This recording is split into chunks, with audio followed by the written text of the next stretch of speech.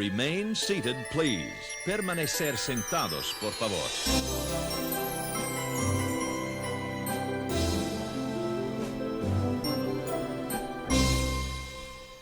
Hello, Disney Countdown podcast family. How are we doing today? I don't know if y'all can't see this because, of course, you're probably listening wherever you're at. But whenever we hear our jingle, me and Megan, our heads are bobbing like side to side as we're listening to our own jingle as we're opening up.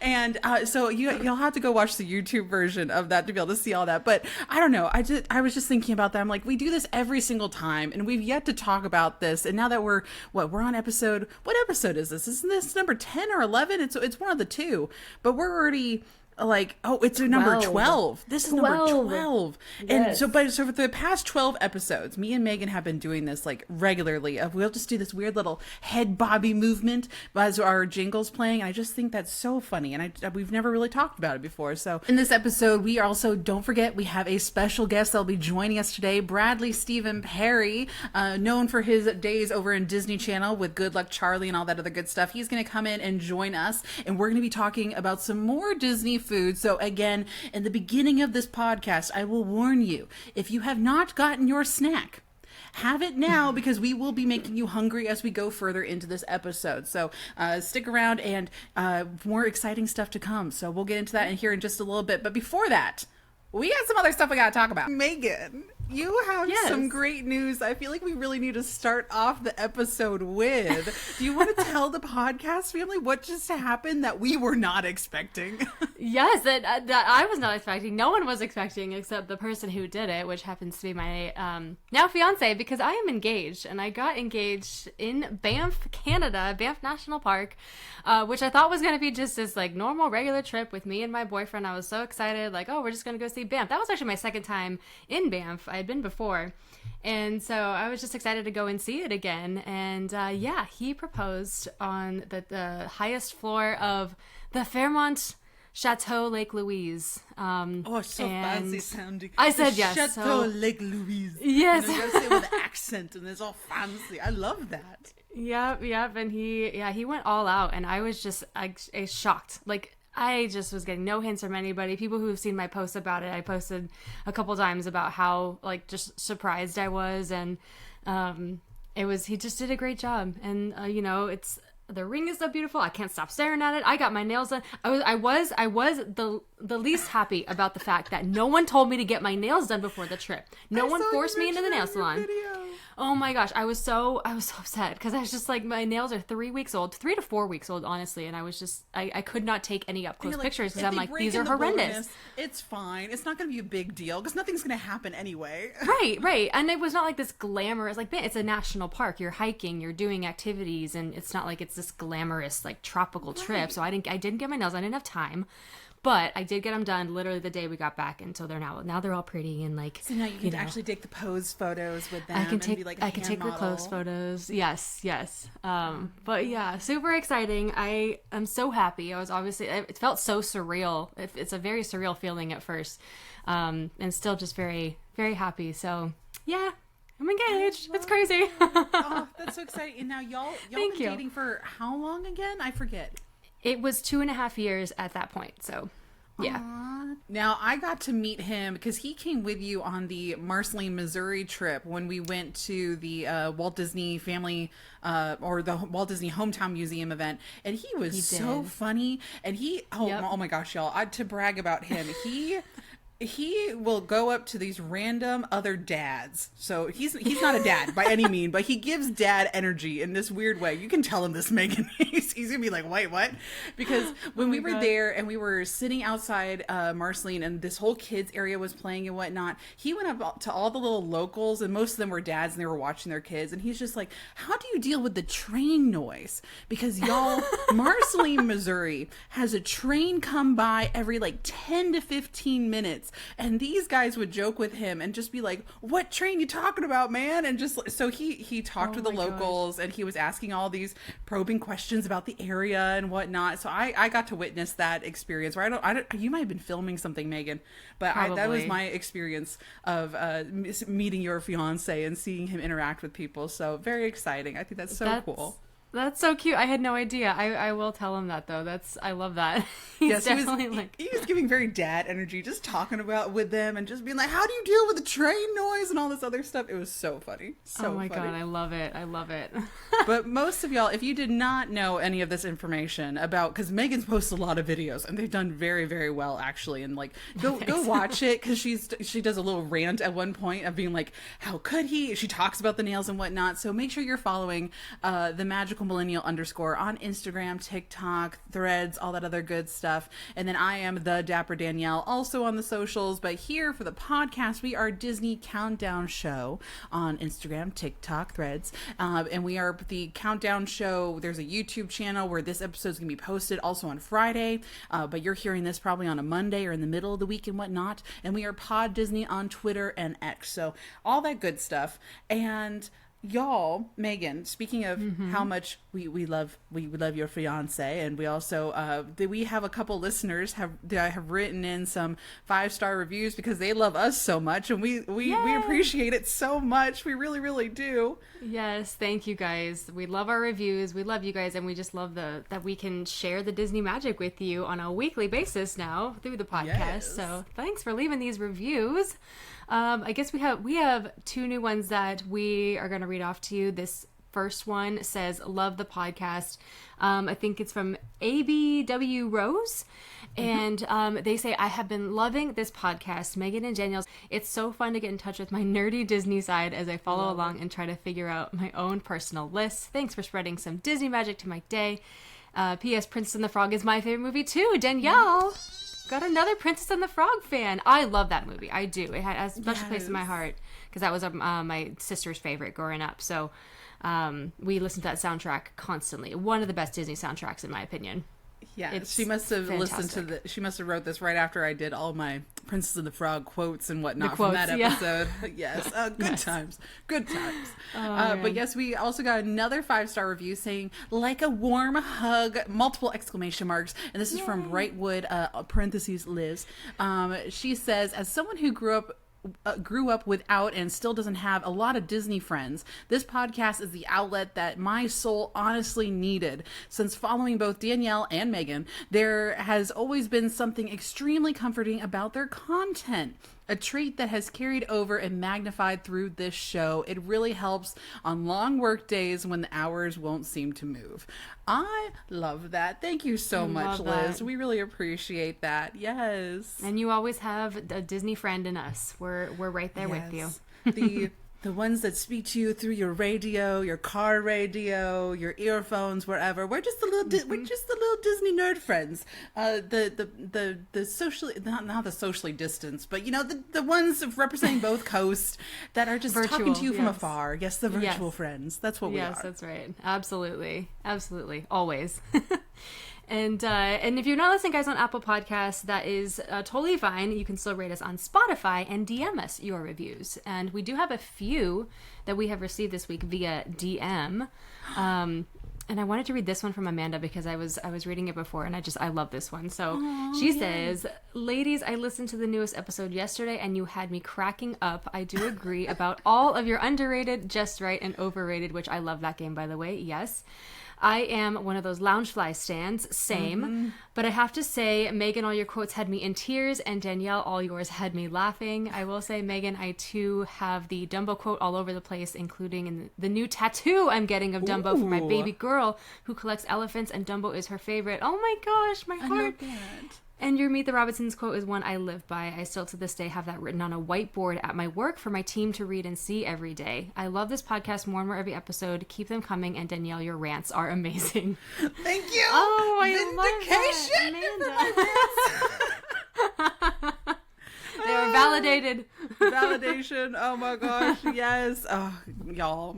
That was so sweet. Thank you. That was a really sweet note. See, and y'all, we do read your messages. Like even when you comment on any of the socials, because our Disney Countdown team, they do create like reels and clips of all of our like these podcasts put together are also on like Instagram and stuff like that. We go through and we read your comments also on those posts and whatnot too. So like post there, send the podcast a DM, because that's how we got this. We love reading that. We love hearing that. Yeah, and we will probably, more than likely, we will talk about it here on the podcast also. Oh yeah, for sure. Yes. Because I mean, we love hearing if you guys, differ or you support our choices in our countdowns or the opinions that we have about anything Disney. Or so if they make fun of me from the last episode because or I if they, couldn't or if think you're of Monsters Inc. and like any of those characters at all. If you're screaming at us, what was my Swiss Family Robinson that I had no idea what that was? Yeah, so let us know. Struggle Buster? I want to hear if you're just yelling at wherever you're listening to, your phone or... I don't know. Just let us know. Yes, let us know. And if you can't get enough of our countdowns, you can become a paid subscriber on Apple and Spotify and get access to bonus episodes. Or if you want the bonus episodes that are even more magical, that you hear even more rants that I say on there also, make sure to join our Patreon. And the link that is in the episode notes. And we have a bunch of new Disney Countdown crew members since we last chatted with y'all. And we have Spencer, Risha, Rebecca, Jezzy. Did I pronounce that right? That seems right. I think Jezzy. Yeah. Jezzy. Yes.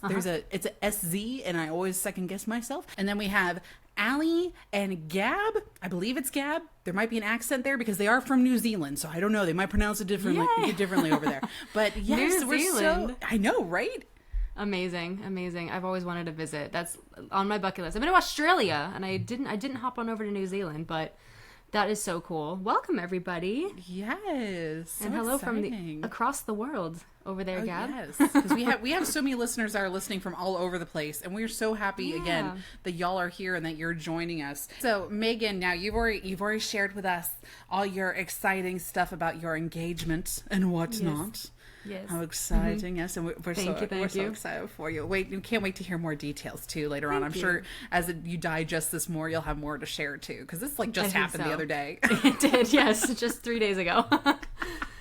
So we're still coming down. We're still like it's still surreal, right? It really is. Yeah. Still kind of like riding the high, so to speak. Of a proposal, yeah. It was just like wow, oh my god, this is real. Well, I guess so. You've been out of town this entire time though, because you really haven't had a chance to be able to go to Disneyland, have you? Or did you get to go right after or before? I did go right before. Just to what was I doing? I feel like there was something right before. I was just kind of working, getting content. I had to kind of batch my content a little bit more because I was going to be 5 days away. I filmed actually quite a bit in Banff, which I was not expecting to. But of course, big event happened. So I had to document just a little bit. Just a little bit. And then actually yesterday I was able to go back to the parks because I really wanted a new pair of ears. They just dropped like multiple new pairs of ears 2 days before I got back. Yes, they dropped, I don't know if you saw the Loungefly, there's a new Loungefly pair for the Disney 100. It's purple on the ears and then a silver bow, and it has all the characters. A similar ear dropped months ago where it was a completely silver pair. I do have those as well. Yeah. But this one is purple. So, very cute, really simple, and just lovely with the... Yeah. When it comes to Disney merchandise and ears, I feel like Disneyland will get it, and then maybe 2 to 3 weeks later, then Disney World gets it, especially with ears for some reason. So I don't think I've seen that one yet. I think 80-20, that's how it usually goes. I don't know if there's ever a pair that you guys get first that then we get. There might be some things here and there. I know that you did. You got the peace sign sweatshirt. I remember this specifically. You got that one before it dropped for us, that crew neck.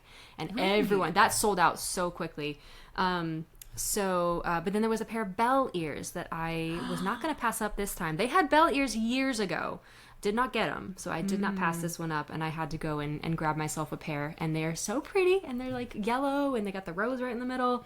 So I had to get those. Those are the regular yellow ones, not the 100th anniversary ones with the roses and the stained glass that glow, correct. Right? Not the Beauty and the Beast ones, correct. I got the Belle one specifically with her yellow dress aesthetic going. Yes. And see, when I did see pictures of that one, and the first time I saw it, I thought it was a throwback to, do you remember the Minnie Mouse ear days where Disney merchandise was really trying to push this? You had the base ears and then the giant character bow clips that you would do switch in and out, and they were interchangeable. Yes, I do remember those. Yeah, and they had a Belle dress one, and that's what I associated with that. And I was like, wait a second, it's not on a black ear base. Oh my gosh, these are new. So that's okay. So I have seen those. I don't think I've seen the other ones you were talking about though. Those, yeah, they had a mini drop. They like dropped just this like select amount on like, it was the day before I got back. And then the day I was back, that's when they actually pushed them all out. There was a pretty decent amount in stock. So yeah. Don't you wonder They if do that. some heart of house cast member just accidentally put it on the floor? Because that's usually what used to happen. That happens. It happens That all the time. happens. Just Yeah, one it happens cast all the member is like, time. oh, I just found this box back here and it wasn't labeled, so I just put it out on the floor and it scanned, so it must be good. That does happen more often than not, y'all. It happens. It happened with the Wanda ears, the Scarlet Witch ears last year, or was it last year or the year before? It did happen, and word got out on social media, and that spread like wildfire because those were the most popular ones in a long time. And then if you went to other stores, they're like, we have no idea what you're talking about, or we can't put them out yet because we're not allowed to. What do you mean this location put it out? Yes, much screaming and gnashing of teeth over over ears, Disney yes. merch.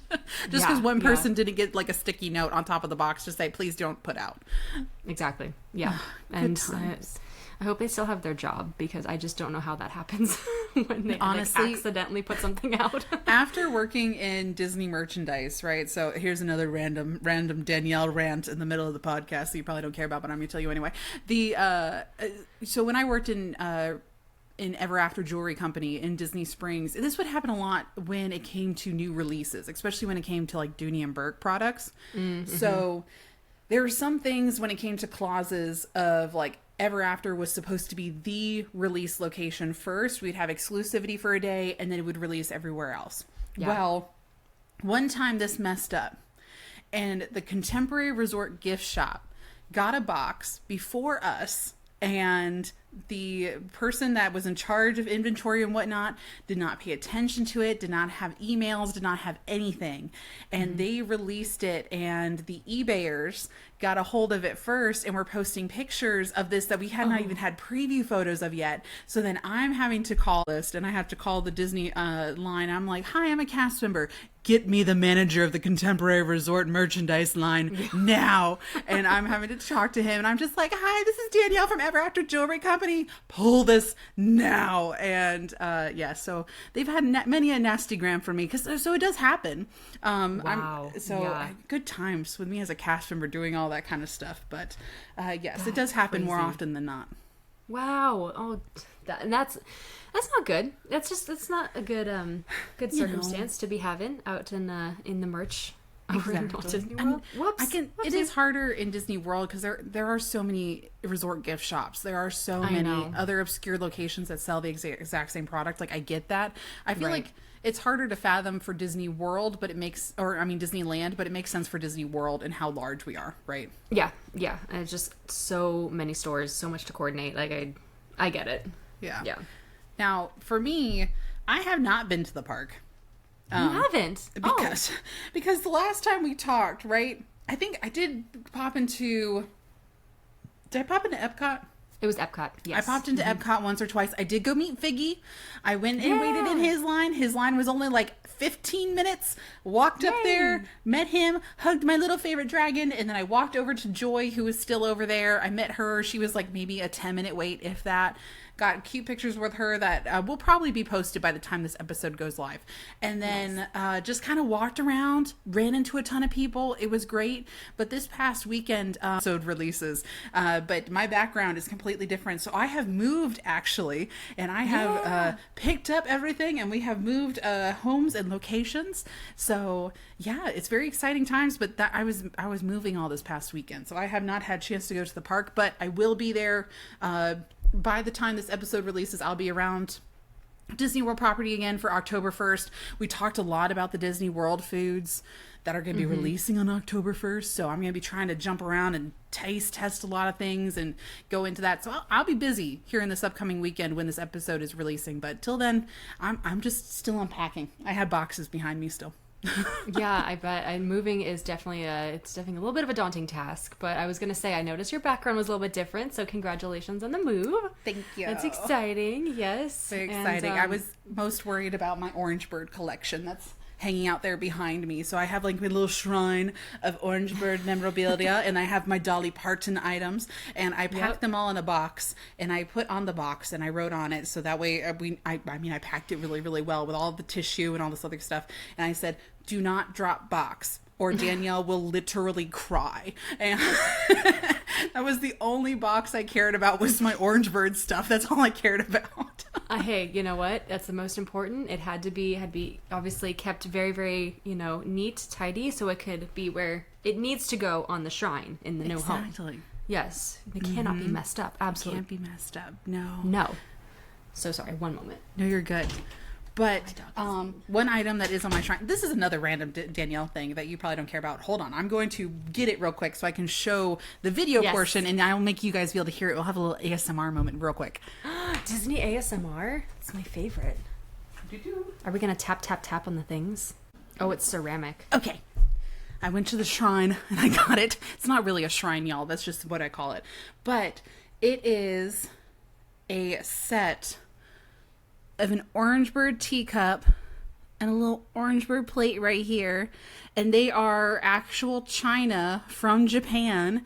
And this has the 1970s Orange Bird style on it, where he is missing his eyebrows, unfortunately. But this is probably my most little expensive piece. I don't know. There is some trick where you can like hold it. Hold on. Let me see if I can do it. Do you hear that? Yes. So that's how you know it's like that little ting right there. That's the little china and whatnot. So this is like, it feels really nice. This is like Disney does not make china or anything like this anymore. Like this, and this is also my most expensive piece. I paid $75 for this one saucer and this one little cup and whatnot, which is actually pretty cheap because usually it's only $75 for like one cup. But so yes, this is your little. Cute. It is so cute. So your ASMR moment right there. Nice. Orange Bird china from the 1970s. Anyway. So yes, cute. that was one of my prized possessions. I had to make sure it was wrapped properly and whatnot. So we teased this earlier in the episode, but we have a very special and our very first celebrity guest. You might know him from his starring roles on the very popular and actually one of my favorite shows, Good Luck Charlie on Disney Channel, Mighty Med, and Lab Rats Elite Force. It is Bradley Stephen Perry. Welcome, Bradley, to the Disney Countdown Show. Yeah. That was actually impressive because most people usually mess up like one aspect of something. It's either my name or the shows that I was on. Okay, I was going to ask. Rarely get it right, so that's impressive. Is it a double first name? That's my question. Is it Bradley Stephen Perry or is Stephen your middle name? Stephen's my middle name. Okay. What's funny though is I don't understand why that's so confusing to so many people. I really don't. I've never understood it because it's a Southern thing. I will attest for my Southern peeps because we have a lot of double first name people down here. Right? Okay. So that's where that was why it was my question of like, okay, some people do go, but like Bradley Stephen, like that's the first name, and then there's also a middle name in there. So that's why it was my question of like, okay, is that it's is funny. It true or not? Nobody seems to, like, people will call me Stephen sometimes, which doesn't make sense. I don't really know how you get to that conclusion. I get Stephen Perry all the time, Bradley Stephen. Weirdly though, so what happened essentially, because this is a show about middle names, right? That's why we're getting into this. Yes, yeah. We go on tangents. What happened was there was already a Bradley Perry in SAG, so in order for me to join SAG, I had to have a different name. I don't know if that's still a rule, but it was a rule when I joined 20 years ago, and so I had to go with Bradley Stephen Perry, and then I started working, and I couldn't change it at that point, because it was like kind of was on everything. Yeah, you're correct. But what's strange is, so, there's Steve Perry from Journey, and when you look up my name, often it'll come up with like his stuff, but on if you go to like Getty Images or whatever, and you type in Steve Perry, it'll be like photos of him and then photos of me. And I've always loved this idea that Steve Perry is looking for photos of himself, and he's like, who is this guy that just keeps popping up under my name, And so, yeah, that's the background on my But that makes so much sense now with you explaining it, and it was the business side of it when you went into acting and all that other stuff. Yeah, it's like Chad Michael Murray, Oh, yeah. Mm-hmm. And it'd be weird if you said Chad Murray, nobody would know who Chad Murray is. Sarah That's a Jessica way Parker. worse. Yeah, Sarah Parker is weird. Yeah. Michael yeah. B. Jordan. I mean, that would just be confusing if it was just Michael Jordan. Oh, because yeah. See, we yeah, don't think okay. about these things, but thank you for explaining Sorry, that. yeah. That makes so much You're sense welcome. now. Yes. Thanks for having me, guys. I'll see you soon. Yes, thank you for joining. Glad I could clarify. Now, Bradley, I guess we should jump into it. So we actually, when you first were joining into the studio, we were talking about how I'm not familiar with California at all, because again, being the Southern Florida girl that I am. Now, you've lived in Southern California for most of your life, correct? Every single day, yeah.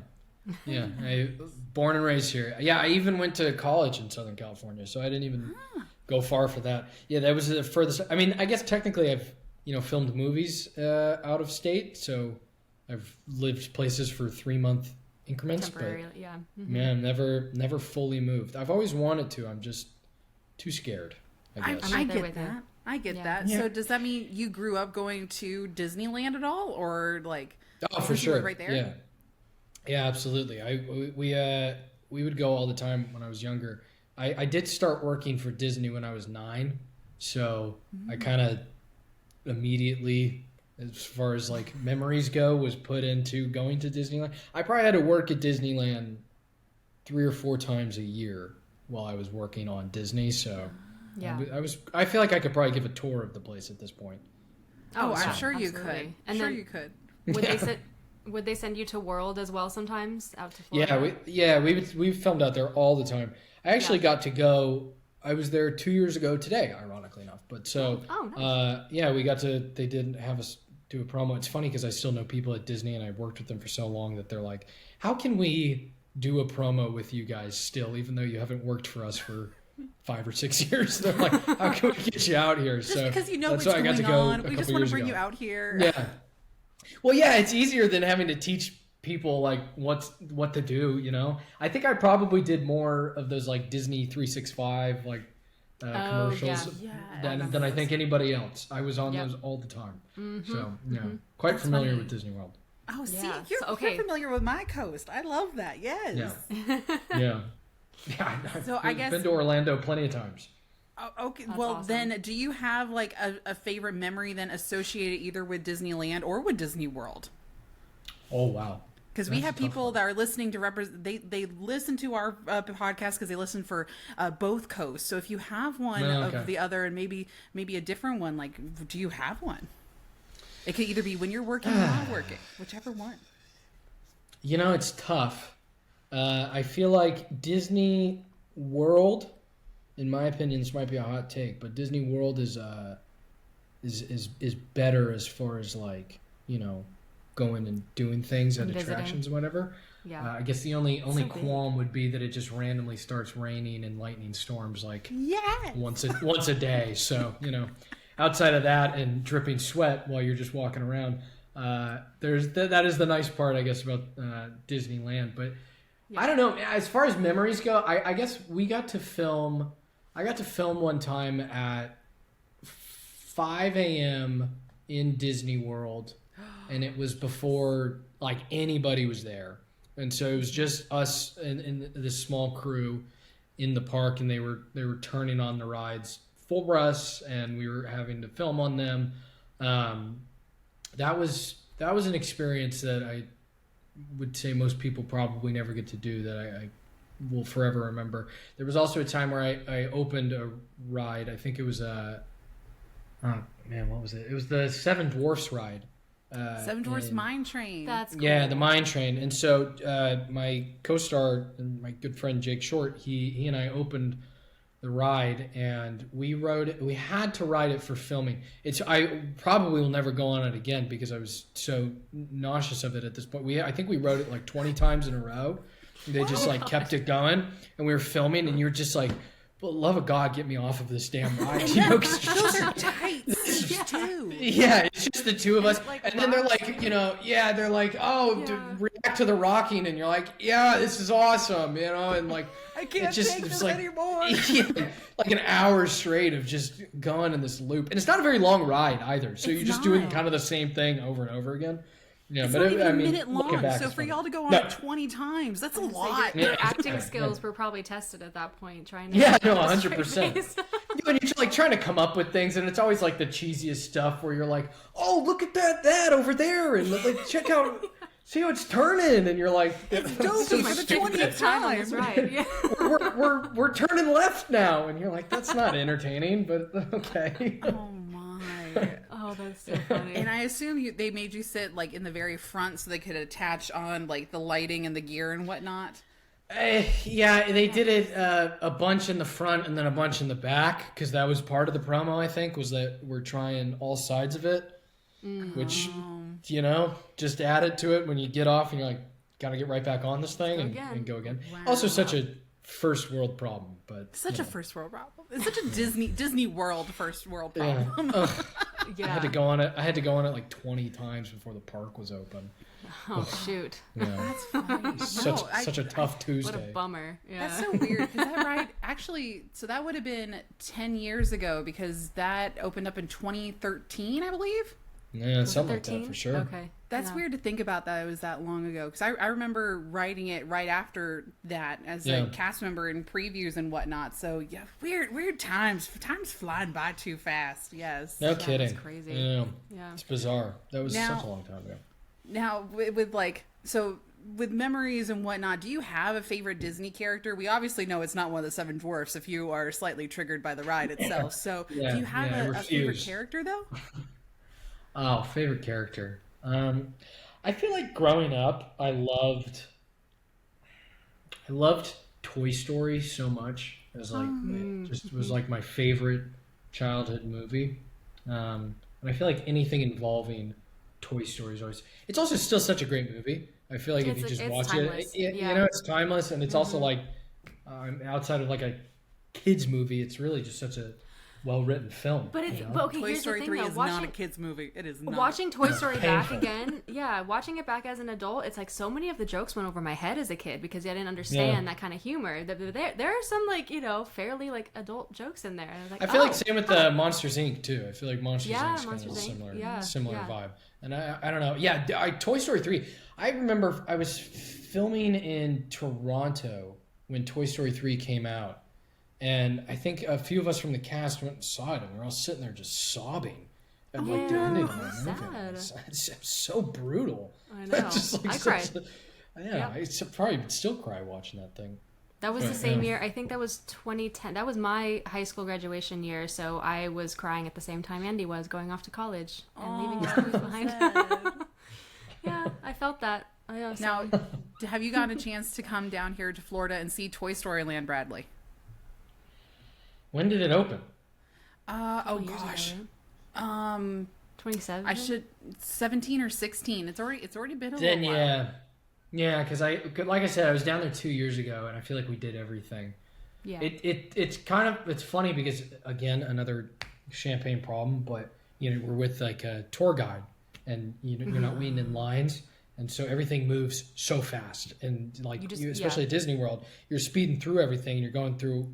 I mean, you could probably do 4 different parks in a day, and so you're just kind of like bouncing around and going through everything. That it's like just all kind of jumbled in my and that- brain, I feel saw like Josh that's Groban so just did that. sad Yeah. at the same time because unless you have a fantastic VIP tour guide that knows all the detailing of, so when you're walking through to the attraction, they can point out certain things to you. There's so many fun hidden nuances in Toy Story Land that are Yeah, for sure. fantastic. Like, for example, random Disney things in the middle of an interview that you probably don't care about, but I'm going to tell you anyway.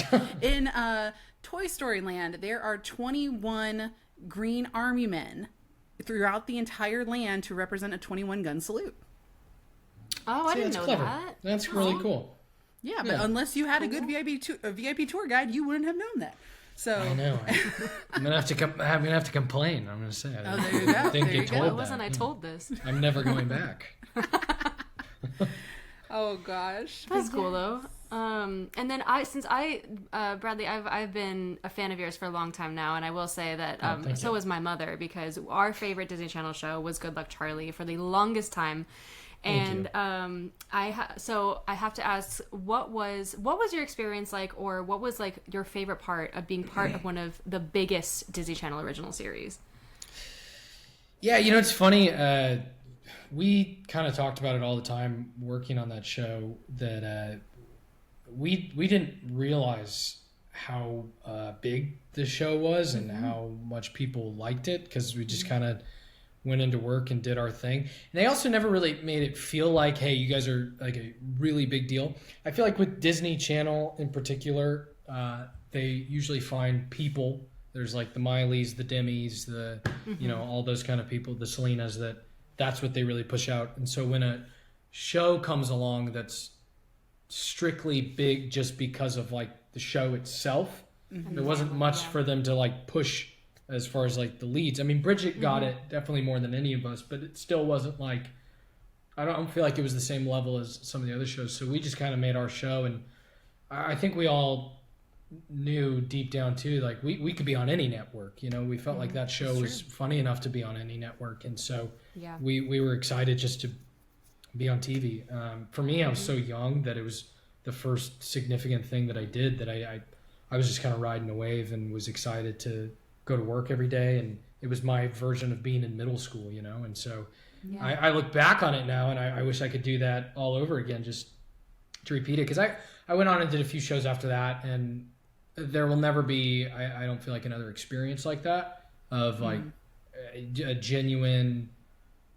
There's something about when you have to pretend to be a family and when you really become a family, it's very different. Like, it's work family. Yeah, it really is. And you spend so much time together. We did 100 episodes and a movie, and so we just really, you get to know each other pretty well when you're doing that. And so it was a very, very special show that is a very fond memory for me. But it's cool to hear, because what's nice about Disney Plus is we're on like the third generation of kids watching this show now. I mean, I got recognized the other day by this girl who was like 8 years old, and she was really excited. And I was like, dude, our show ended before you were born. Yeah.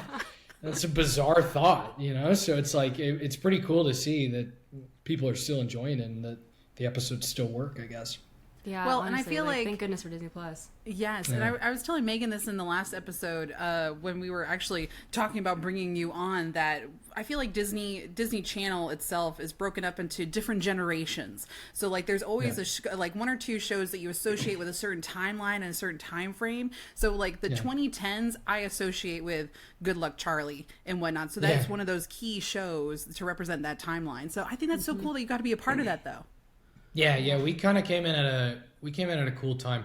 It was fun for me too, because I feel like Good Luck Charlie started when there was a certain era of Disney ending, and then I worked on a couple more shows after that for Disney that kind of led me into a different generation. And working on Good Luck Charlie, I worked with, I was outside of the baby, obviously, but outside of Mia, I was the youngest person on the show. And Mia came in 2 days a week when she was just a little baby, so she was barely there. She was just there for filming. So I was there every single day, so I was just working with adults. And, so when I went on and did other shows and I was working with people my own age, it felt like that was me being in high school, working with people my age. I felt like I was actually like around the same crowd, but I had just come off of a show that was strictly adults. So it was actually pretty fun for me, because I made a lot of good friends after Good Luck Charlie that were actually my age, because I'm really close with the dad from Good Luck Charlie, but he's 40 years older than me, so it's like, yes, I mean he's an icon of like the 90s, man. Like we're talking Robin Hood Men in Tights. That's what he's a legend. When I was first introduced to him. I know. Or American Wedding. He was in American Wedding too. Yes. All those weird obscure movies he was a part of. Yes. Dude, he's just a character actor, man. He's in everything. Everything you think of, he was in it. For some reason, he was in it. I love that. That's so cool. Iconic. So, for I guess you moving forward, do you have are you planning? Do you want to get back with working with Disney Channel at all in some capacity and whatnot? Do you want to do anything like what your Disney dad was doing, like how he's a character actor and all these things, or are we moving on to better and bigger things? I think for every actor, at a certain point, you realize work is work, and any job you can get, you're lucky to get it. I think I think there's definitely time periods for working on Disney, and I think when you're a kid, they kind of get knocked a lot, but it's a great environment. It really is, and it's a great way to learn how to act and great set experience and to know how you're supposed to be. And so then when you go into, call it the real world of acting outside of on other networks where you're an adult, you already know what to do and you know how to act. Whereas I feel like, people my age, if they're just now kind of getting into acting, in my head, I have such a leg up on what you're supposed to do on a set and how you're supposed to behave. Certain but set expectations. And I think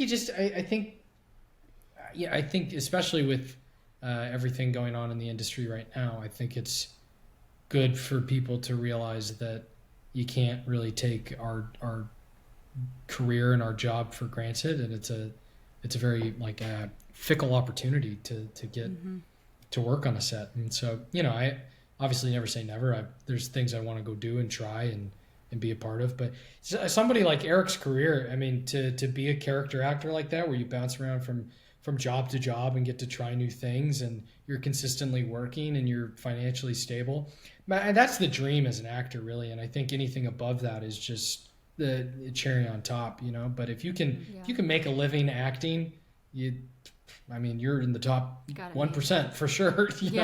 So I don't know, I think just kind of taking it in stride and seeing whatever comes away. See, and definitely. I don't know, I might have told this to Megan, but every opportunity and stuff, it comes into our life and it's meant to be there for that season at the appropriate time. So I think your time on Good Luck Charlie was an appropriate and perfect time for you to be able to set up for what you're going to do next, which is very exciting. And now, absolutely. I guess also one other thing, do you have a favorite episode or anything from your time in Good Luck Charlie? I forgot to ask that.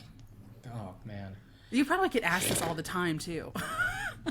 Yeah, and I don't think I've ever had a good answer for it.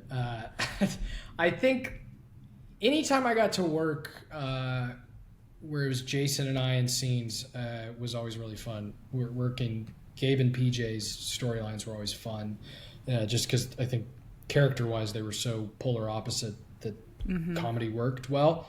And Jason and I were really close too, so it was fun for us to do. We would hang out.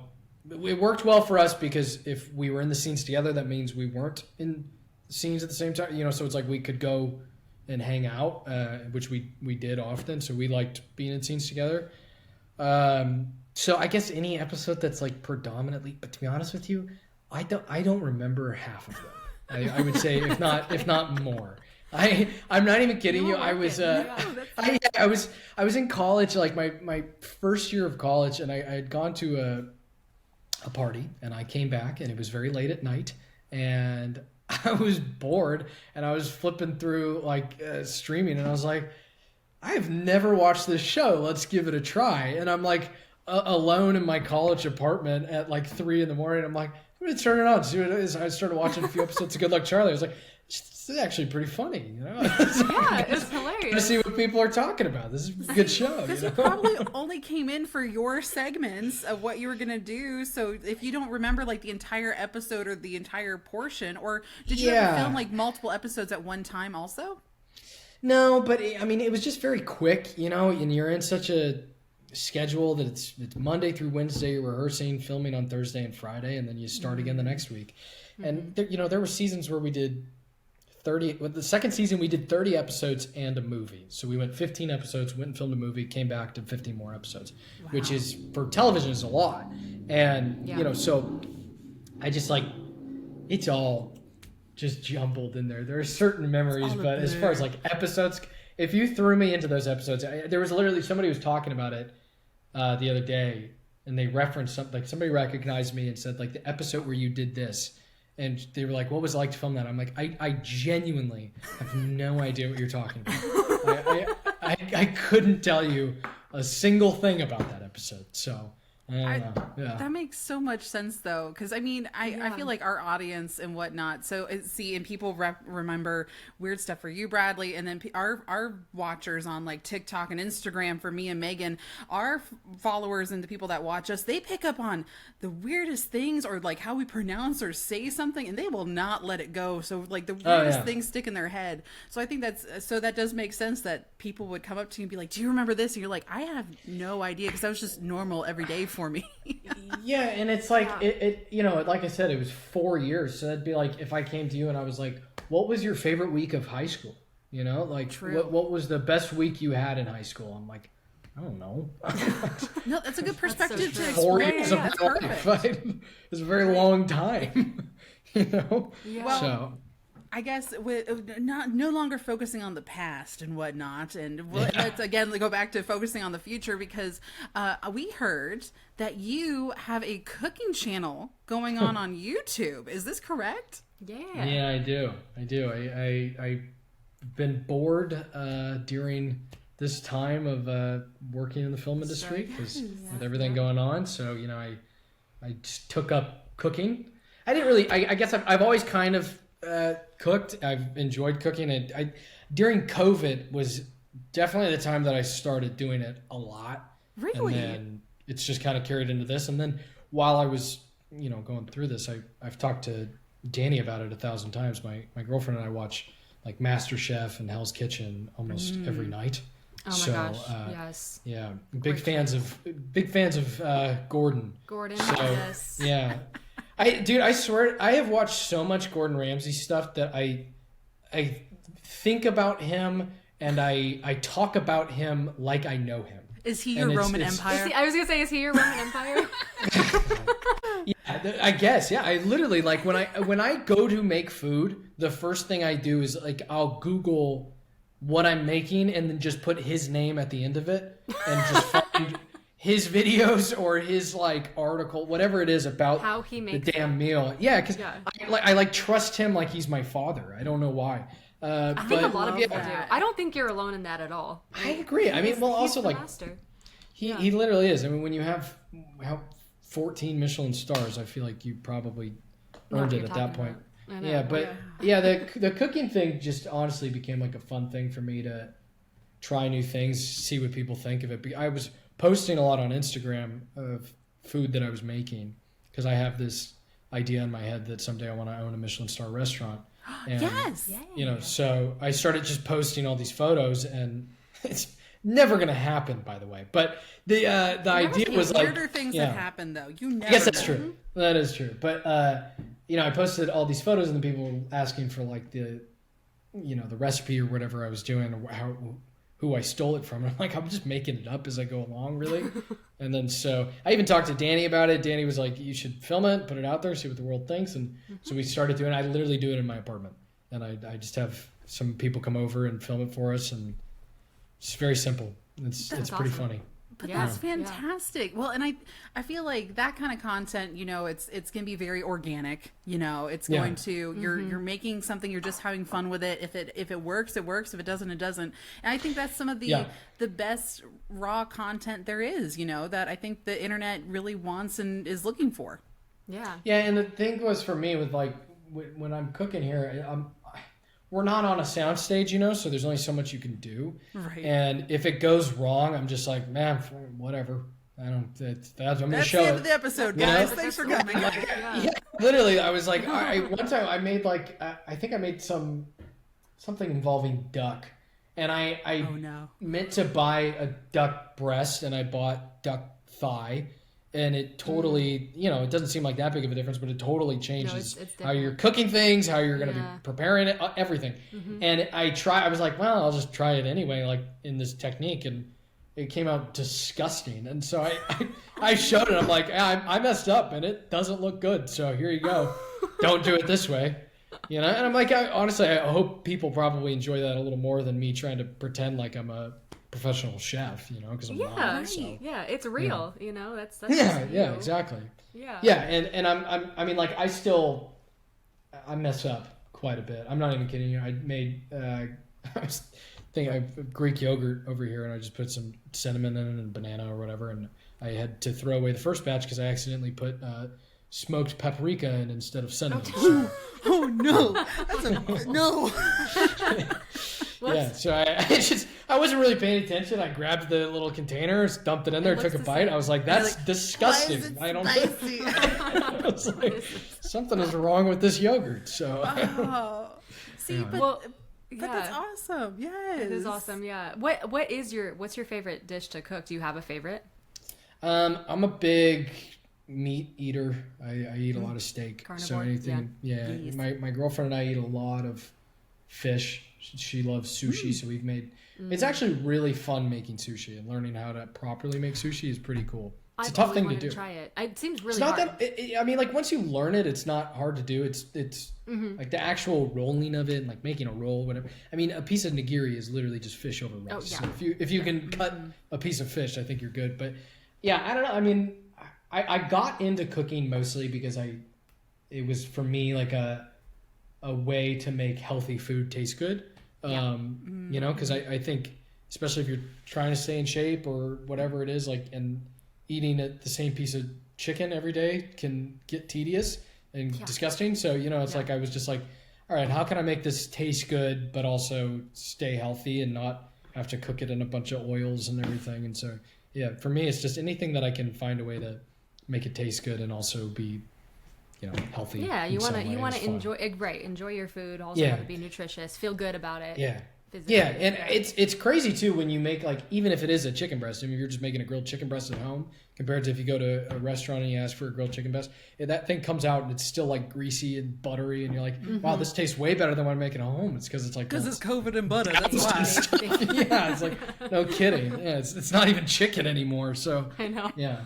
But it's fun to learn new stuff like that. See, That's okay, awesome. so something the Dapper Danielle is requesting that you make is look up a dupe recipe for sushi, but the spam sushi that we have here at Epcot in the Hawaii Pavilion for Food and Wine Festival. Oh, yeah. Mm-hmm. Y'all, Interesting. It didn't make my top list for our episode because it's a seasonal dish. It doesn't stick around all the time. Yeah. But that stuff slaps. It is. I went to a Hawaiian restaurant recently, and they had spam crispy rice, and so it was literally just like, it was like kind of like, you know, those spicy tuna crispy rice, but it was just a layer of spam, and yes, you know, So good. couldn't imagine it's good for your intestines, but it was delicious. You know, it was It's so a mystery good. meat for sure. Fine. Yeah. If the Hawaiians love it, it must be good. Meat, sure. Let's pretend. So that's just my one request. That for an idea, if you want to look that up, it's really good. It's really good. I'll give it a try. I'll give it a go. See what we can do. Well, actually, speaking of Disney food, and even though mine's a seasonal food, I guess we're talking about food in this episode, and we're going to be giving our top 5 of our favorite Disney snacks.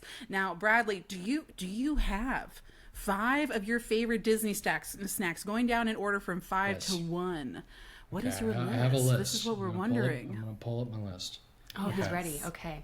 So starting at 5. Yes, starting at 5. So- 5. Yes. I'm going to go with the cream cheese filled pretzel.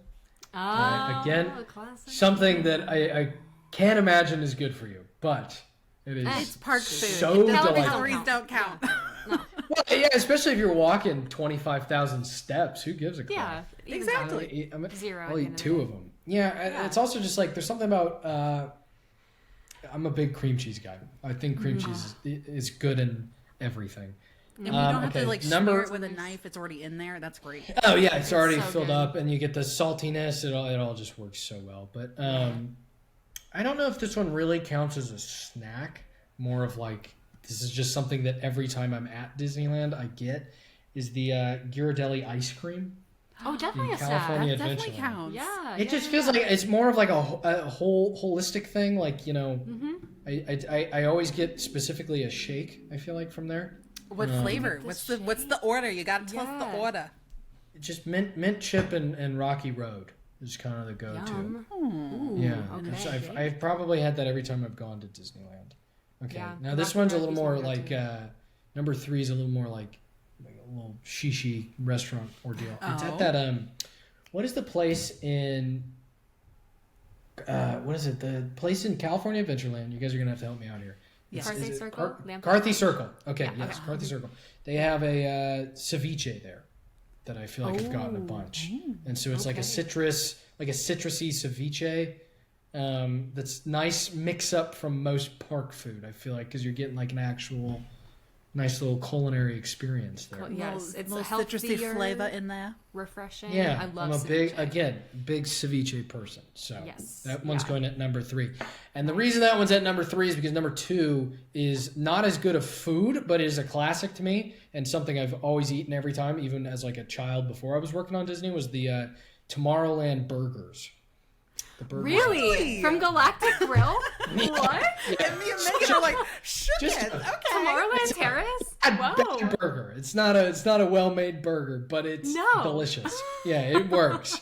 Sometimes you need a crappy burger, though. You know what I mean? Yeah, like that's good. Honestly, it's better. though, that is actually very, very true. There are some nights where I don't want anything else but a very mediocre burger, and Galactic Grill is there every time. It's open late, and they just it just works. It's So, the you know what? perfect I get it. basic. Yeah, there's like nothing on it. It's just a soggy park bun food. and a greasy. They do the Thousand Island. They have the the pink Yeah, sauce, yeah. which is Yeah, good. Yeah. So, Yeah, I didn't put their fries on there because I'm not a fan of their fries. No, that's I don't like the fries. No, the they could do fries- better. fries So are- I'm just separating the burger from the fries. Wow, They love could it. work on that. Yeah. Yeah. And then number 1 for me is the churro. Yay! Yeah. Number 1. That will Yes. forever and always reign The number 1 for Disneyland me. churro. I just think, I agree. And it can come in so many cute little seasonal forms. You know, they like do it up with the flavors and stuff. But the OG churro was always a good old reliable. I will say every once in a while you go to like a certain stand and you're like, that's not their best. No, that was That's my not their best question. one. Do you have a cart? Which one is your cart? There's one I feel like I've gone to a bunch that's right around Pirates of the Caribbean. Frontierland churro cart, and it actually is the best. I will say that. Yeah. Yeah, weird, right? I don't know It why is the that best, yeah. like. I'm also just gonna put it out there, not to throw shade on it, but I'm not a fan of Dole Whip. That's And okay. I don't. I was thinking about it, and I think of Disneyland snack foods. That's on there, but not overrated. Some people do you like pineapple in general, or is it like just a texture thing with the? I like pineapple. It's no offense to if that offended a lot of people with the whole Dole thing. But some people really like Dole. I don't know why. It's such a big deal. But yeah, no, it didn't even crack top 10. So Yeah, There you that's go. okay. No, I that's like a the good hot creations they have. Yeah, Dole Whip. They've done a lot with Tropical Hideaway, the new restaurant that they make these little parfaits and sundaes and stuff. I like those. Yeah. Where they throw a bunch of stuff on it. But yeah, I never really get the just the single scoop anymore, or the no, doesn't do anything for me. Doesn't do anything And for me me. and Megan I were understand. I also get that. talking again in the last episode how like Disney World, how we do Dole Whip is totally different how than Disneyland does Dole Whip also, because we don't have the craziness or we don't put tahini or anything like that on our Dole Whip, but that's like a Disneyland thing. So like I get It's it. a Southern it's California different. thing for sure. So it's a SoCal, and chamoy. Yeah, they put tahini on beer. That's very common here. A michelada, yeah. Yeah, michelada. That's very common. I was going to ask, so while I was thinking about this, would you consider food at Epcot as a snack? Like if it's in like a restaurant, you know what I mean? Is that considered snack food? Could that like creep into the list? Certain restaurants, Depends on the location, I would say. So, like, for me and Megan, we didn't include anything that's a festival food or a temporary food. It has to be something like if it's at a quick service location and it's something like grab and go easy, but it's a staple that sticks around long term, then yes, we would consider that as part of our list of foods. Why is there something that almost made the top 5 from Epcot? Well, I would say, yeah, I mean, Italy, what's the main restaurant in Italy? Like if you walk Via in, Napoli? Yeah. The one at the very back with the giant pizza ovens? Yeah, that's the best food in all of Disney in any parks. Ooh, That's my hot interesting. take.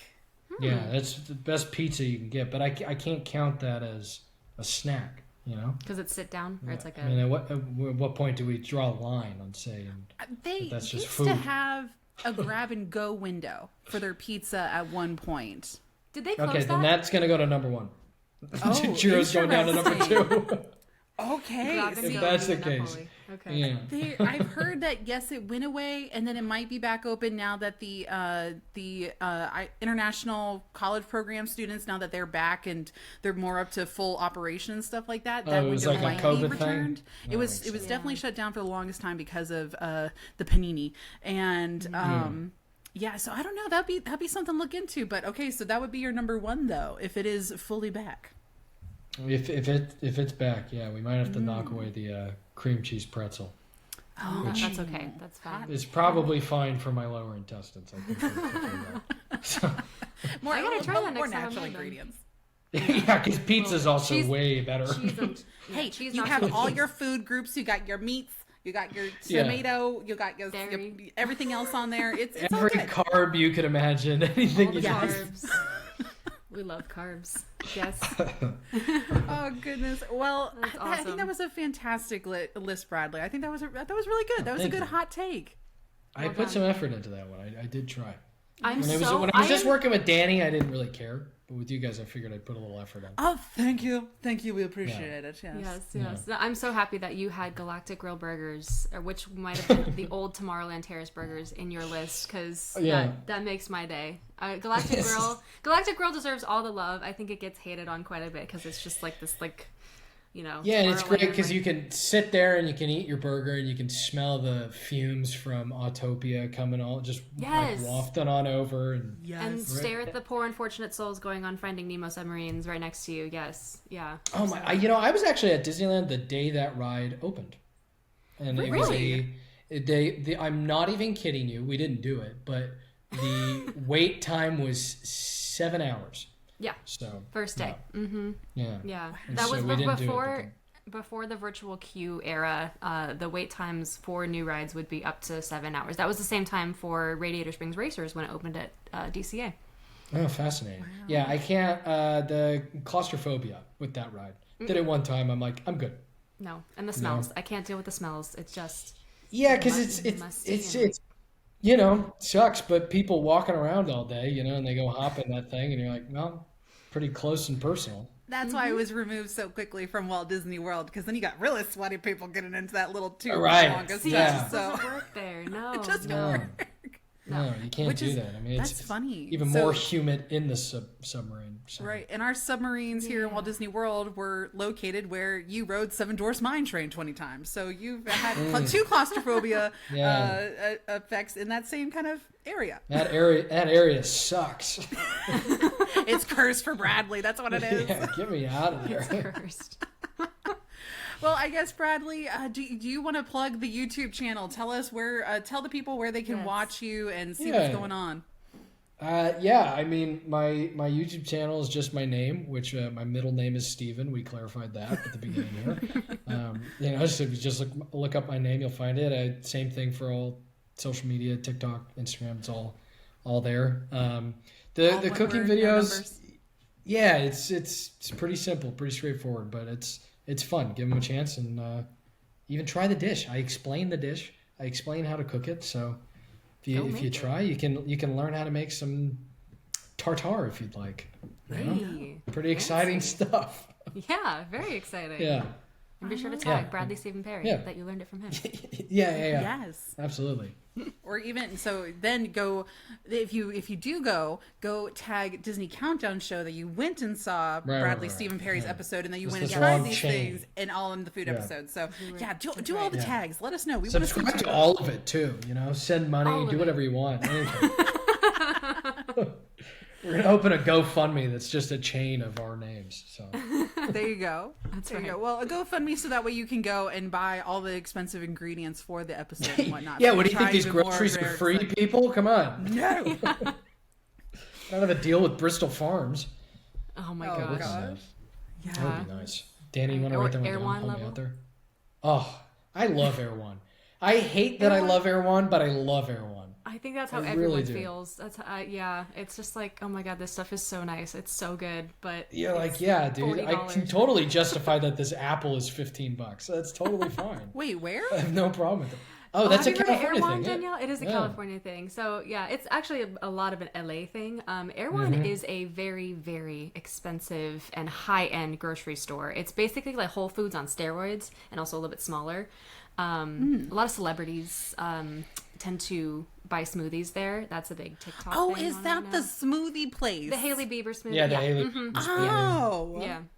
Oh Yeah, my see, gosh, no. so my favorite. This is all probably only going to register to like Los Angeles people, but there's this area in Studio City, okay, that is my favorite. It was the most disturbingly bougie place ever because there's a Equinox on top of Erewhon, okay. boy. So right as you pay $270 a month for your gym membership, you go downstairs to Erewhon where you can spend $500 on your a groceries. piece of steak. Yeah. And then right next to it is Viore, the clothing company. Okay. Then there's a Sugarfish. All right. Oh my God. And then there's Takaya too, which is very expensive as well. Yes. And it's all just on top of each other. I know exactly what shopping center you're talking about too, and I just went Coldwater. there a few months ago. Oh yeah, I went to Takaya. I went to that When you Takaya. go And into this is what park, sucks. do they do It's a the credit check? best. It's yeah. They literally should. No kidding. Like you cannot park here unless your credit's a certain level. It's also the worst parking lot in the world, but it is I hate so much how much I love that place. It's just so California and gross, but it's everything, it's you everything you need. mentioned. I've never even heard of before. Like Yeah. that's not a thing here in Florida. Yeah, It's my just buddy so and I good. went to the gym the other day. Then we walked downstairs to Erewhon, grabbed a drink, and then went to Takaya. And I felt incredible. I really did. I felt amazing. I've never felt more wellness. It just So it much was wellness. perfect. Oh my gosh. Oh my gosh. Oh, that's amazing. Oh man. Well, Yeah. I want to say thank you, Bradley, for Yes, joining us thank and you. taking some time to talk and chat with us, reminiscing about the good old course. days, telling us about the Yeah. YouTube and about your Disney foods. I think some people will definitely agree with your list, Bradley. I think they'll agree with you a lot. And I Yeah. want to know if other people agree with you about the Tomorrowland burger. Also, I want to hear those comments. Give Yeah, some love hopefully I to don't get, Galactic like- Grill. Yeah, hopefully I don't get like death threats for the Dole Whip comments.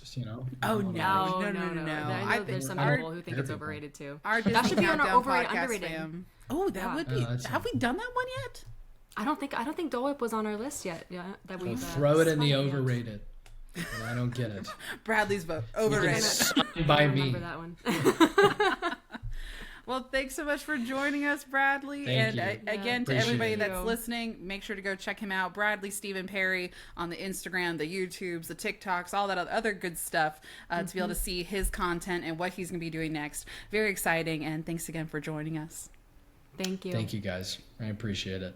Oh my gosh. Well, that was so much fun. It was so good to talk to Bradley. Bradley Stephen Perry, I, again, have been watching him ever since he was a kid because I was a huge fan of Good Luck Charlie. My entire family was. We loved that show. And he is so cool. Oh my gosh. And Yes. I'm so glad that he's into cooking now. And I loved his list of his top 5 favorite Disney snacks. I thought that was... So it was definitely like varying in like levels of food or different types of food. And again, I'm a big fan that he put Galactic Grill in there as one of his favorite spots for burgers. I'm so intrigued now. It does make me want to go try it because, like, I feel like that's the equivalent to our Cosmic Rays here at Walt Disney World in our like Exactly. No, Tomorrowland area. It's So exactly it's right. like Yes.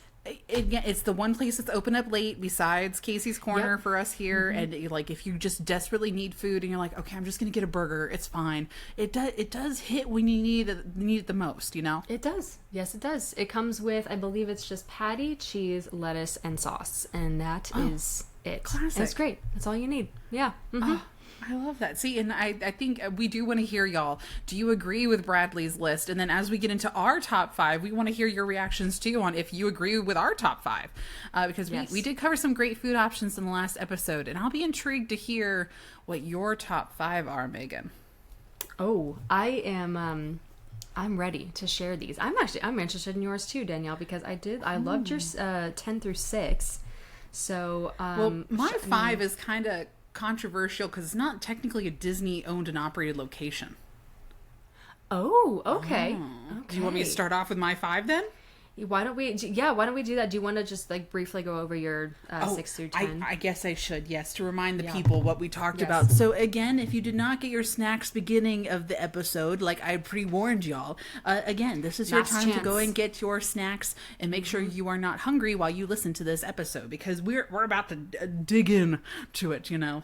It's going to be very exciting. So in my number 10 was the croquet glacier, which is the coconut, white chocolate, and raspberry sauce brioche bun ice cream mix over in the France Pavilion. That was my number 10. Number 9 for me was the cheeseburger pods from Satuli Canteen in Animal Kingdom. And we had a couple people tag us in our favorites on Instagram, and that was one of theirs also. So I was like, oh, thank you. I love that everybody it's agreed so with good. that.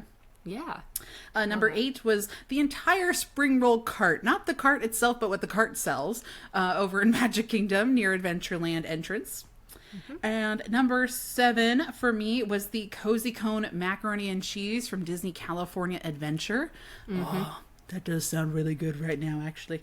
And then number 6 was the Mickey sourdough bread from also California Adventure. And yes, I actually had a dream about that bread the other night after we filmed the episode, and I was just like, oh, bread sounds so good, specifically sourdough bread, and if it's Mickey shaped, that'd be even better. That was me. That was me. It's just so good. And that sourdough from Boudin, woo. Ugh. And of course, anything shaped like Mickey is, makes it 100 Oh, times better. makes it so much better. So much better, yes. Okay, should I go through my 6 through 10 real quick? Yes. All right, let's do it. So my number 10 was the jalapeno cheese pretzel that could be found at Refreshment Corner in Disneyland or Bayside Brews in DCA. And it is just, to me, I love my savory pretzels. Sweet pretzels are okay, but I love my savory, and that one just does the trick for me. See, I love that Bradley also had the cream cheese one too, so that way you could, it was like the opposite of yours too. So nice, good combo there. Good combo. Anyway, continue. We had some contrast there. Yep. Not gonna cream cheese pretzel's fine. Not gonna knock that one down. It's still good. And then we have the barbecue pulled pork mac and cheese from Flame Tree Barbecue at Animal Kingdom. That's a must every single time I'm there. And then we have number 8 was Quesaberia tacos over at Cocina Cucamonga in DCA, classic, and I feel like that's one that a lot of people would agree with. And then number 7, I did put Dole Whip in my countdown because I do love Dole Whip and the Dole Whip concoctions that they create at Tropical Hideaway. And then number 6 for me was the famous breakfast chimichanga in Frontierland over here. One that is on my list still to try. Oh yeah. You gotta be a morning person, Danielle. We gotta get up early and go do that. I know, when and you're I'm here. already I trying know. to plan for it and like be like, oh yeah, I'm for sure gonna be able to wake up. I'll have to set an alarm specifically, and I'll have to make one of those alarms where it like I talk to myself when you like the sound effect instead of just being a regular ring. It's gonna be me coming on my phone and be like, Danielle, you need to wake up for the chimichanga. That's why you're waking up is for a chimichanga, and then I'll remember to actually get up. If you need to, I can go pick one up for you. I'm happy to do that. If it just, I appreciate you need the your sleep. sacrifice. Yes, of course, anytime. Well, okay. So again, like how I just mentioned, right? That my number 5 was because it's not technically a Disney owned and operated location. However, it is a staple. It's actually over in Disney Springs. It is what I would consider some of the best macaroni and cheese on Disney World property. Ooh. And I think some people already know it. I haven't even said it yet. It is the macaroni and cheese from Polite Pig. Oh, I've right seen there that. when you come right down out of the Lime Garage. It's right there to the right. You can get it as a side, or you get part of the side trio, and you can choose 3 different ones. That is my go-to, and it was something that I have very fond memories of. Also, when I was a cast member, because they had a cast member mobile order system where you can like order it, and then like in 15 minutes it'd be ready, so you could run over, grab it on your break, and then go back. And it was one of the quickest locations for me because we were in the middle of everything and we didn't have a lot of food, so I could run backstage and be able to grab it. That was so good. It's like a white, it's a shell macaroni and cheese. It's like a white sharp cheddar, and then they have these breadcrumbs on top. Literally, like, speaking my language, that is the best form of pasta to put for macaroni and cheese. That's the best form of cheese for mac and cheese, and obviously breadcrumbs on top make the entire thing just complete it all. So I need to try that like yesterday. I think Polite you would Pig. love a lot of other things on the Polite Pig's menu, Megan. You would love it. I cannot believe I haven't been there yet. I don't know why. We usually go to Boathouse a lot, and I do Boathouse is love good. Boathouse. It's good. But I gotta try that mac and cheese now. Oh my gosh. A lot of people Polite Pig. for Polite Pig, like they just kind of pass by it because it's not considered a sit down. It is kind of a quick service because you order at the counter and they'll bring the food to you. But Oh, I love y'all, that. Okay. Yeah. arguably, it is some of the best, if not better, barbecue in Florida, right? So it has a sibling location that is not on Disney World property. The actual like home location is called the Ravenous Pig. However, since we're on Disney World, we have to be polite about it. That's why we're the Polite Pig on Disney World property. And they have a giant pretzel there also. Very like can compete with the one over at Baseline Tap House in Hollywood Studios. But just all around good barbecue. They have an outside bar where you can sit down at the bar. They have some really great little frozen drinky drinks that are mixed in there. Those are some of the few that Danielle likes. I don't like a lot of alcohol, but those are really good. They're really good. So yes, but anyway, again, I love that. the macaroni and cheese is my number 5. Oh man, that's awesome. I cannot wait to try that. That's Yes. first on my list when I'm back over there. See, I'll see another one. I'll take you over there, and you can take me to the other place. Perfect. Yay. Okay. Deal. I'm in. Oh, nice. Okay. Well, let's see. My number 5. It has to be, and I know a lot of people have seen some of my videos on this. It's the Cozy Cone soft serve ice cream, specifically just plain vanilla. And for some reason, I just it's my favorite flavor of ice cream because that is the best soft serve, the best quality soft serve I have ever had out of any spot I've ever been to. It's just like the perfect amount of like creamy, and it's not icy at all. It's got this perfect vanilla flavor. And my thing is I go over to Ghirardelli and I will get some sprinkles because they have also the perfect sprinkles to put on it. So I got my little cup of sprinkles and I run right over to Cozy Cone and grab my soft serve and I put it in the cup so I can have them together. And it's like the best dessert. It's just, that's my treat yourself kind of dessert when I'm at DCA. Really? It is. And it seems so simple. It's so simple, right? It's vanilla soft serve, but it is literally the best soft serve I've ever had in my life. So Sometimes the most simple little tiny things that aren't like over the top, you're not trying to overdo it in flavor, you're not trying to do like next groundbreaking things. Sometimes you just need a simple vanilla ice cream cone, and it's just what you need in that moment. It just is simple joys.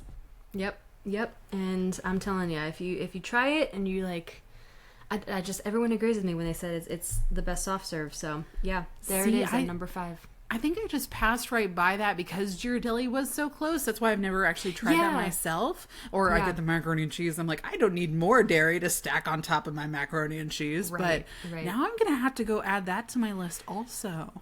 I highly recommend if you haven't had it yet. Yeah, definitely do it. Mobile order available. Okay. And they also have some crazy seasonal flavors there also every once in a while, right? Yeah, for the ice cream, they tend to do they have the mint one. Don't get that one. The peppermint, it's green. Some people like swear by it. My best friend actually, this is our argument every single holiday season, that she loves that peppermint cone and it comes with like sprinkles on it. I think it tastes straight like Listerine and toothpaste, and I'm just like, bleh. No, absolutely not. So you're one or the other. You like the peppermint, or you just again think it tastes like a dentist's office. So. Interesting. Yeah. Okay. See, like, is it kind of like a shamrock shake almost? Yes, but I like shamrock shakes. I think that actually tastes like sweet, like peppermint. This one is just like, ugh. I don't know. I'm like thinking about it right now, and it just kind of shivers. Okay, well, y'all know, get the vanilla. Don't get the peppermint when you go. Feel free to try it. It's $6 or something every year. So go at your own, eat at your own risk. Or you share it with somebody else so you get a taste test also of like if somebody likes it and they don't like it, or if you both think it's gross. That's great. Exactly. It's not mint. It's not like mint chip. It is peppermint, and it's colored green. So just fair warning. Interesting. That also makes me weirdly want to try it just because you dislike it so much. It's very it's aesthetically it's cute for Christmas. It's a green soft serve and it's got Christmas sprinkles on it. So it's very cute. It's for the gram, but not for the tummy or the taste buds. No, not for me. Well, So moving on to number 4. Moving on to number 4, and y'all, I am afraid that the rest of my list, it's all Disneyland is the top 4 is for the list. And number 4 is that raspberry macaron that we mentioned in the episode with our friend Eric, and how much we greatly liked that. And that was part of the, or what was it? That was a part of our game too. Mm-hmm. Yes, it was. Where it's spelled macaroni, and I think I spelled it macaroni here also in my notes. But yes, it is the raspberry macaroon. And y'all, we have a version of this, I believe, in the France Pavilion as well. The only difference is that it's not Mickey shaped. The one in Disneyland, and this is a Jolly Holiday, is Mickey Mouse shaped. And I, again, like Megan just said, anything Mickey shaped makes it 10 times better. True. Yeah. And just a fact. I do think about that macaron. Is it macaroon or macaron?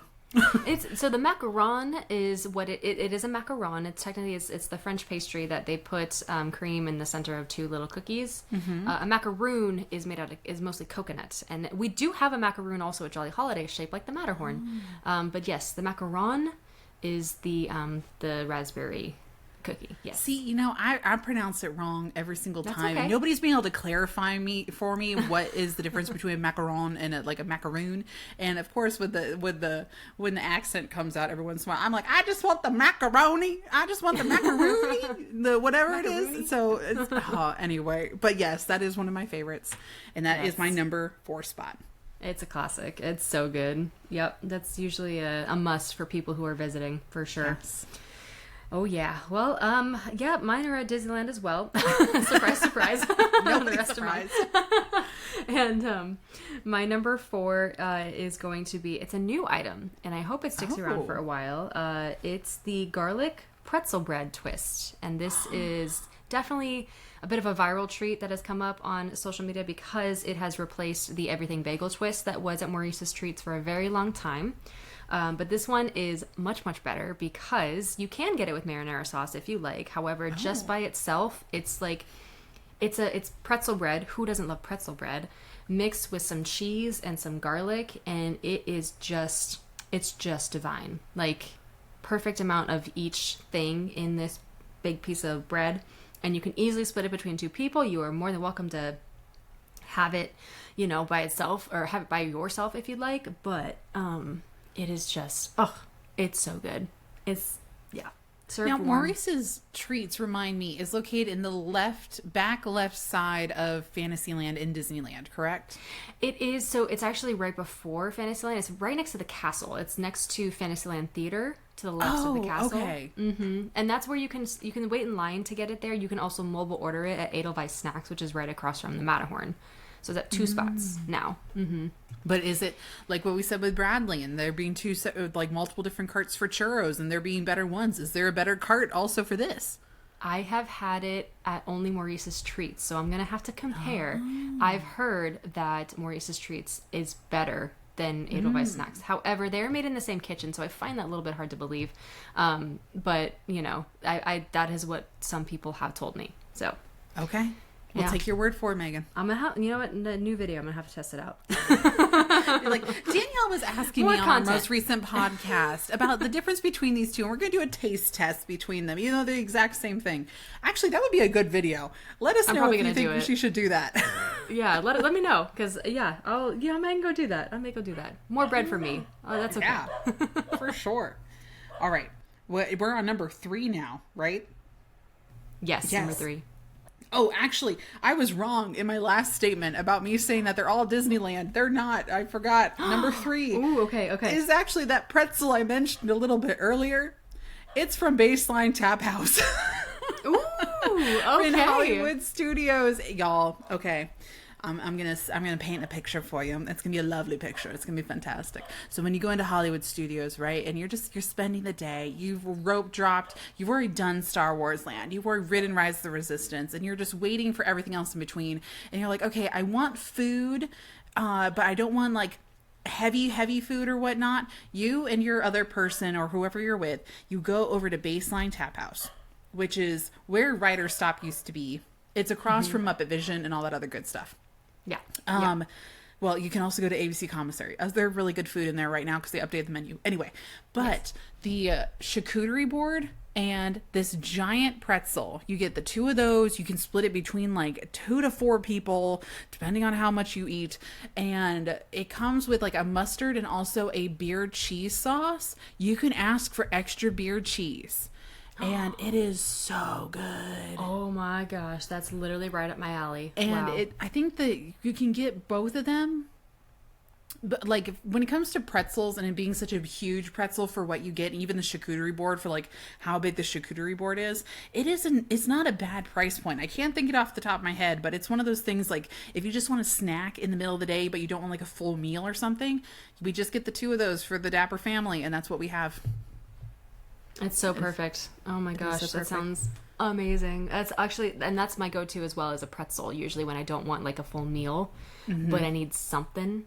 And it's not oh my God, overly salty, and it's not like that fakey salt taste either. Okay, good. Yeah, because I know It's a nice the Mickey balance. pretzels have that thing to them. So. Right. It doesn't taste like a Mickey pretzel. And now after having this so much, you have this with the beer cheese versus like a Mickey pretzel with the fluorescent cheese product, I can't go back to having like a regular Mickey pretzel after this. Yeah, no, I get it. Absolutely. Oh, just the high quality pretzels. That is my jam. Hitting different. Right there. I do think it's almost reminiscent of the one that y'all have in Avengers Campus. Pim's, the giant one. Yeah. Kind of. It gives me similar vibes. Okay, gotcha. Nice. I love it. Baseline, also someplace that I need to try that I have not at Disney's Hollywood Studios. You would love the beer selection there, Megan. Yeah, I'm a beer girl. I gotta go there. Come on. Or bring the fiance. He'll love the vibes there also. That actually That seems too. like someplace right up his alley. He would really like Right? it. That's the next park I think I need to take him to. We've been to Animal Kingdom. Now he needs to do Hollywood Studios. Yes. I agree. Yes. All right. So number 3 for me. Oh, okay. So this is. Okay. This is going to take some explanation. So it's the bread bowls at Boudin for the clam chowder. The one thing I am like not the most excited about or thrilled about is that they did change the bread bowls at what is now Aunt Cass Cafe. So for San Francisco, I really liked both having a clam chowder option, and then they always had some sort of rotational soup. Like it was either broccoli cheddar, they had beer cheese soup, they had bacon ale soup or something like that. Usually in rotation, or a loaded baked potato. That was also one of my favorites. Ooh. And now it's just clam chowder or mac and cheese that you can get in a bread bowl. And the clam chowder recipe is different than it used to be before the San Francisco transformation. So it's got a hint of like a miso flavor, and then they did put bacon in it, which they did not do before. So I still like it. It's just I'm getting used to the change. And but that was definitely like a go-to dinner for me at Pacific Wharf Cafe was one of the bread bowls, either clam chowder or whatever flavor that they had. So did they get rid of the other soups entirely then? Yes. Really? What they added in now, I know it's a new soup that they have. Another thing I should specify. They do have something. It's called the beef curry. And it is a curry with little pieces of beef inside. It is very different. I think it's more of I don't know if it's a Japanese style curry, but it's just different. Yeah, exactly. Which it's good. It's good. It's taken me a little while to get used to. So because I'm so used to the rotational ones that I had quite a bit before. So and something I've noticed also with certain Disney but the certain things I've noticed with certain Disney food locations is like, especially when they're pushing out something brand new or a new concept, they're really hardcore pushing like the new food items that they want to test, and they want the public to like get used to them and whatnot. And then after that period of newness is over, then they start recycling through, because again, Disneyland is such a annual pass holder location, and you guys expect to have different options and whatnot. I could see some of those options coming back in some way, shape, or form. So it'll be interesting to see if my hypothesis is correct. Give it like another 6 months come summertime next year, and I would bet that you have something different, if not the other options back. I agree. I think if they don't change it for the holidays, they might change it sometime next year. Yeah, agreed. So yeah, there's my number 3. But what's your number 2, Danielle? Moving back over to the West Coast, I assume. Number 2. Yes, we are moving back over to the West Coast. So My number 2 options, these I was really debating, like, does this one go first? No, this one goes first. No, this one should go first. But number 2, I have decided, is the classic Disneyland churro. Hey! Yes. Oh, such a classic option. And y'all, So I mean, good. so when I started the night, sleep tight, dream of churros tonight, right? When I say that, I am specifically having you dream of Disneyland churros. I do not want you dreaming of Disney World churros, okay? I do not wish that upon anyone. Nah. And, you know, when I started saying that, it was because my analytics of when I looked at an overwhelming, like 60 to 70% of people from California. So those are the churros that they associate with and whatnot. And so when I started that, I was saying it in honor of my California fan that was watching and learning about Walt Disney World stuff. So yes, it's very near and dear to my heart. And I love the churros. I think it's a classic option. Now, I have not tried a lot of the seasonal flavor stuff because I have not been in town for that. But I think something that's become a regular thing for me now is when I go to Disneyland and I go in and try the first churro cart right there on Main Street. I know that one's kind of overhyped and it's supposedly not like the best one, right? How we asked Bradley which one he likes to go to. But that red churro cart right there at the hub, I have been every single time I've ended up going there first thing before I do anything else, even before seeing the castle, I've been getting a churro. It's been great. I love that. Yeah, no, it is a very reliable churro cart.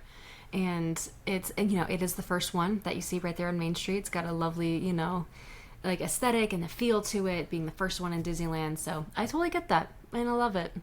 If y'all want to experience the Dapper Danielle vibes in Disneyland, this is the ultimate way to do it, is that you go to Disneyland during sunset and during the flag lowering.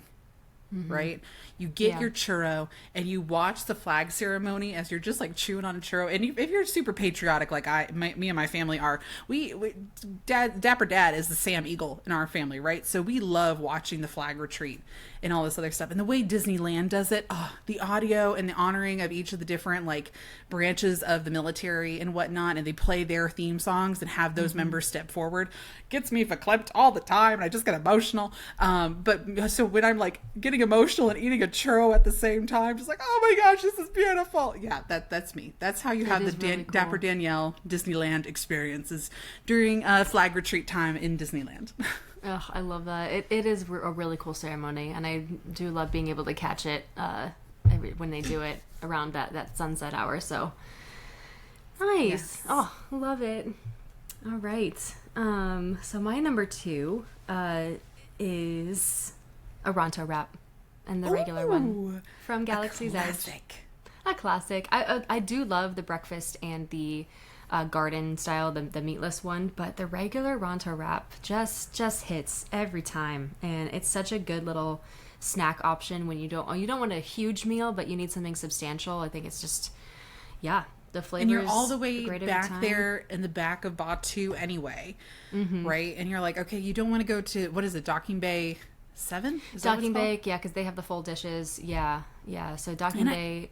And I feel like, I don't know how it is for you, but our Docking Bay here in Disney World is so much more expensive compared to every other food in the park. I'm like, okay, obviously you're hiking it up just because it's Star Wars food, but the Ronto wrap's one of the few that's actually consistently priced for the most part.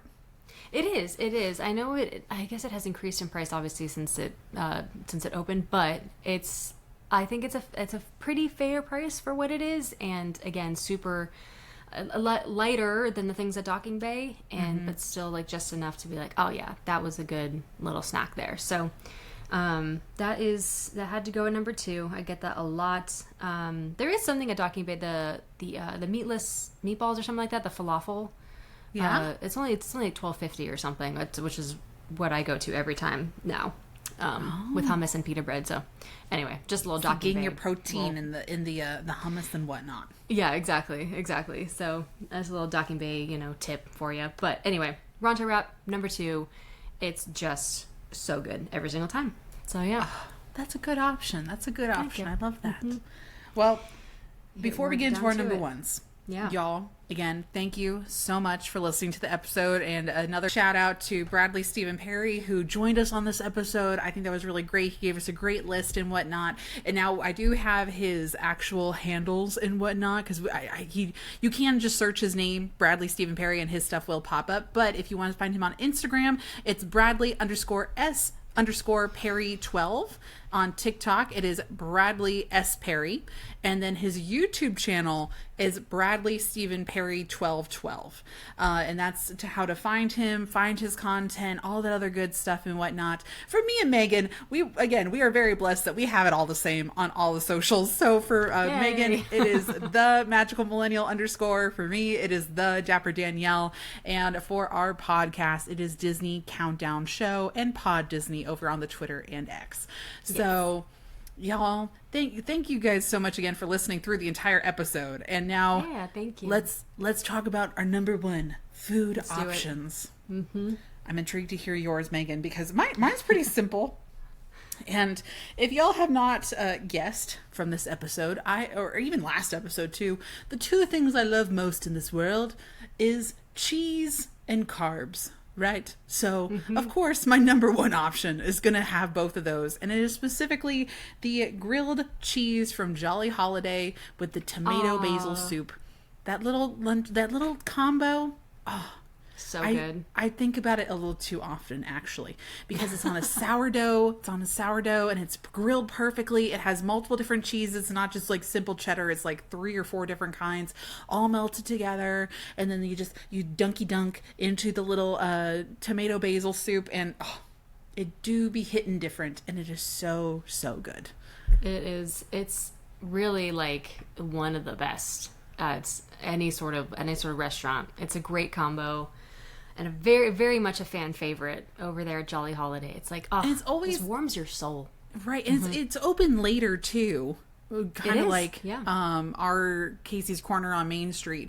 Jolly Holiday is also opening up later in Disneyland. And so the last few times I've had it is actually like before park closing, and this is like the 10 o'clock snack, because of course Disneyland is always open until like midnight or whatever whenever I go. And you need something to get through the last 2 hours of the day. You do a mobile order, you go pick it up. It's usually much cooler in the evening over in Disneyland. You sit outside with your little grilled cheese and your piping hot tomato soup, and it is a vibe, and I am here for it. It's a whole vibe. Yeah. It's just amazing. So yeah, love that as your number one. Oh, thank you, Megan. Thank you. So good. So good. Well, what about you? What is your number one? Well, for those who have been paying attention to my list, you might notice that there's something noticeably missing from mine.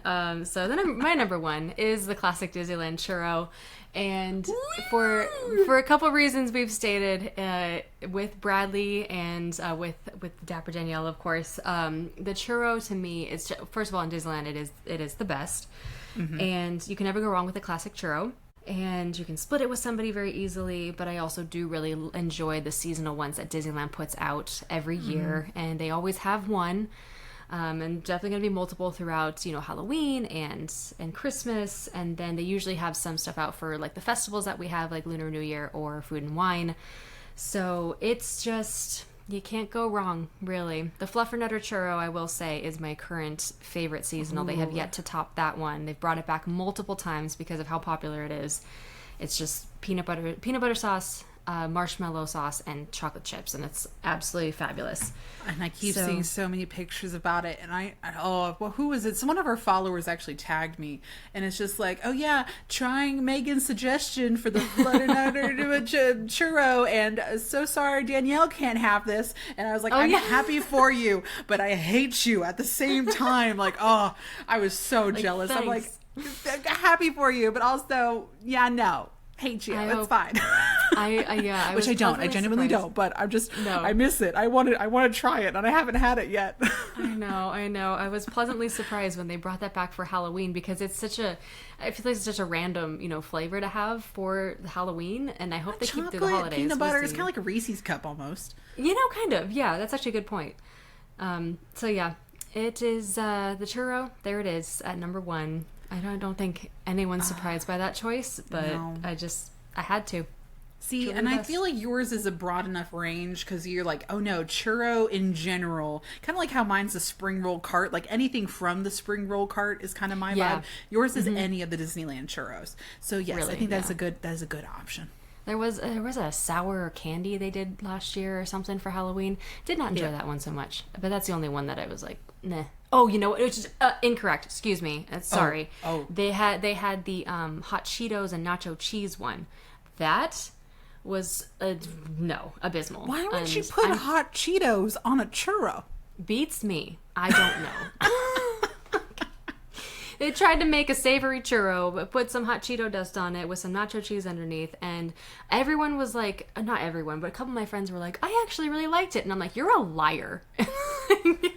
You're There's just no saying that way. because it's for the Instagram and you're not I being know, accurate you're just doing about it for socials. I'm going to be honest with people and let them know that this is not it. Sorry, Disney, but you know, you can't hit every single one. So You know, that was a miss. that's why the Pod Disney family, they listen and they watch us on the socials because they know we're going to give it how it is. We're going to tell the truth about some of these foods and if it's nasty or not, because some people, they be nasty when they try to do combos that are cursed and should not have been happening. Always. We'll be honest about that. They do have, there's a hot Cheeto dusted pretzel, which is the jalapeno That's cheese pretzel. different. So savory. It's supposed to be savory. Like you're not Right. mixing the sweet and the savory and the no cinnamon involved. That's good. I've had that. So Pretzel let's dough just- can either be savory or it can be sweet. It's one of those, like, that can be either one. But a churro is like, yeah, no. is sweet. Yes. Yeah. Yeah. So yes, anyway, Megan. usually That's a rant normally for just another my churro's time. great. For another time, yes. Normally the churro is great. That's why Yes. it's number one. So Oh, goodness. Well, Yeah. Megan, I think that was a fantastic list. And again, thank y'all for listening all the way here to the very end of the episode. And I hope y'all are not too hungry. If you are, well, maybe this will inspire you to go try some different snacks, whether you're on the East Coast or the West Coast. And I don't know, let us know. Take pictures, tag us. Let us know if you've tried these things before or if you agree or disagree with our list. Let us know on the Instagram or wherever you're watching and rating and reviewing, all that other good stuff. And again, big shout out to our Patreon family because a lot of them have started getting our postcards here also. I forgot to mention that in the beginning of the episode. And thank you guys so much for your reactions to getting the little artwork that I created for y'all and whatnot. So thank you so much. I really appreciate it. And thank you guys. yeah, anything else we need to add, Megan?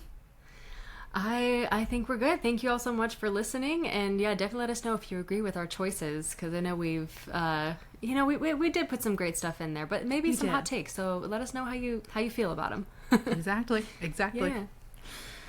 Well, until then, everyone, we'll see you next time, and have a very magical day. And night night, sleep tight, dream of churros tonight. Putting Cheeto hot dust on a churro? Yeah, that's sacrilege. Absolutely I can tell you, not. I will tell you that stuck around for a grand total of like a month, and then they got rid of it. 'Cause Yeah, good. Be gone. You be nasty. gone. Bye.